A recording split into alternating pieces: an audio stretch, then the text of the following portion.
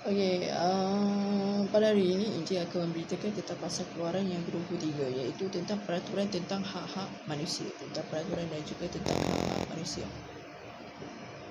Okey, pada pasal pertama iaitu janganlah engkau menyebarkan kabar bohong, janganlah engkau membantu orang yang bersalah dengan menjadi saksi orang yang tidak benar. Okey. Janganlah engkau turut-turut kebanyakan orang melakukan kejahatan, dan dalam memberikan kesaksian mengenai sesuatu perkara, janganlah engkau turut-turut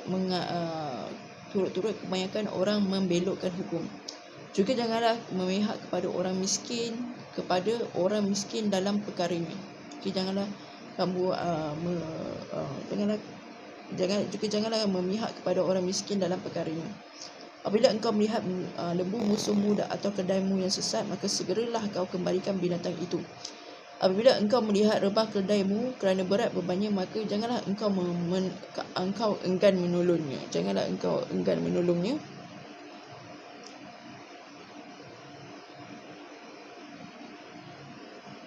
Haruslah engkau rela menolong dia dengan membongkar muatan keledainya, dengan membongkar muatan keledainya. Janganlah engkau memperkosa hak orang miskin di antaramu dalam perkaranya. Haruslah kau jauhkan dirimu dari perkara dusta. Orang yang tidak benar dan orang yang benar tidak boleh kau bunuh, sebab aku tidak akan membenarkan orang yang bersalah. Suap janganlah kau terima, kerana suap membuat buta matamu orang-orang yang melihat dan memutarbalikkan perkara orang-orang yang benar. Perkara orang-orang yang benar.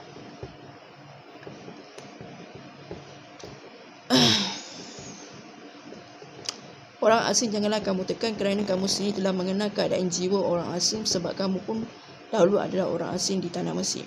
6 tahunlah lamanya engkau menabur di tanahmu dan mengumpulkan hasilnya. Tetapi pada tahun ke-7 haruslah engkau membiarkannya dan meninggalkannya begitu saja, supaya orang miskin di antara bangsamu dapat makan, dan apa yang ditinggalkan mereka haruslah dibiarkan dimakan binatang hutan. Demikian juga kau lakukan dengan kebun anggurmu dan kebun zaitunmu.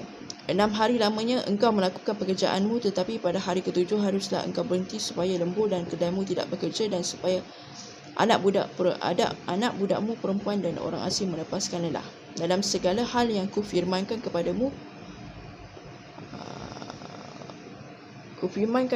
haruslah kamu berawas-awas. Nama Allah lain janganlah kamu panggil, janganlah nama itu kedengaran dari mulutmu. Peraturan tentang kebaktian dan hari-hari raya. 3 kali setahun haruslah engkau mengadakan perayaan bagiku. Pada pasal yang ke-15, hari raya roti tidak beragi haruslah kau pelihara. 7 hari lamanya engkau harus makan roti yang tidak beragi, seperti yang telah kuperintahkan kepadamu. Pada waktu yang ditetapkan dalam bulan Abib, sebab dalam bulan itulah engkau keluar dari Mesir. Tetapi janganlah orang yang menghadap ke hadiratmu dengan tangan hampa. Kau peliharakanlah juga hari raya menuai, yakni menuai buah bungaran dari hasil usahamu menabur di ladang. Demikian juga hari raya pengumpulan. Hasil pada akhir tahun, apabila engkau mengumpulkan hasil usahamu dari ladang.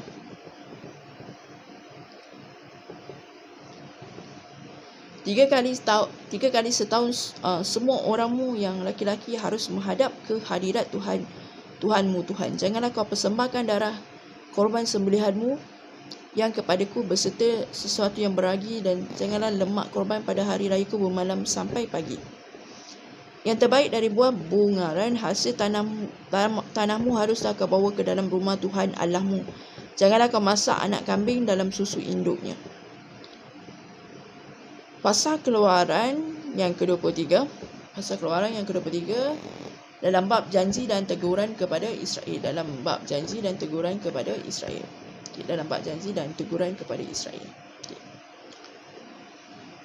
Sungguhnya aku mengutus seorang malaikat berjalan di depanmu untuk melindungi engkau di jalan dan untuk membawa engkau ke tempat yang kusediakan. Janganlah dirimu di hadapannya dan dengarkanlah perkataannya. Janganlah engkau menduhaka kepadanya, sebab pelanggaranmu tidak akan diampuninya, sebab namaku ada di dalam dia. Tetapi jika engkau bersungguh-sungguh mendengarkan perkataannya dan melakukan segala yang kufirmankan, maka aku akan memusuhi musuhmu dan melawan lawanmu. Sebab malaikatku akan berjalan di hadapanmu dan membawa engkau kepada orang Amori, orang Het, orang Feris, orang Kanaan, orang Hewi dan orang Yebus, dan aku akan melenyapkan mereka. Janganlah engkau sujud menyembah kepada Allah mereka atau beribadah kepadanya, dan janganlah engkau meniru perbuatan mereka, tetapi haruslah engkau memusnahkan sama sekali patung-patung berhala buatan mereka. Dan tugu-tugu berhala mereka haruslah kau remukkan sama sekali. Tetapi kamu harus beribadah kepada Tuhan Allahmu, maka ia akan memberkati roti makananmu dan air minuman, dan aku akan menjauhkan penyakit dari tengah-tengahmu. Tidak ada di negerimu perempuan yang keguguran atau mandul. Aku akan menggenapkan tahun umurmu. Kenegerian terhadap aku akan kukirimkan mendahului engkau. Aku akan mengacaukan semua orang yang kau datangi, dan aku akan membuat semua musuhmu lari membelakangi engkau.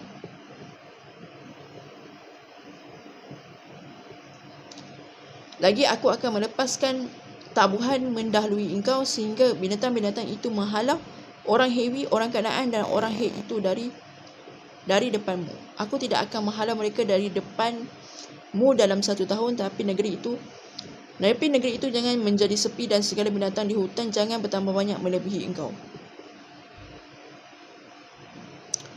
Sedikit demi sedikit aku akan menghalau mereka dari depanmu sampai engkau beranak cucu, demikian hingga engkau dapat memiliki negeri itu. Aku akan menentukan batas daerahmu dari Laut Teberau sampai Laut Filistin, dan daripada gurun sampai Sungai Efrat, sebab aku akan menyerahkan penduduk negeri itu ke dalam tanganmu, sehingga engkau menghalau mereka dari depanmu.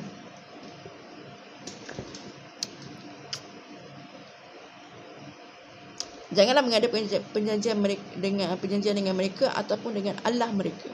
Janganlah mengadakan perjanjian dengan mereka ataupun dengan Allah mereka.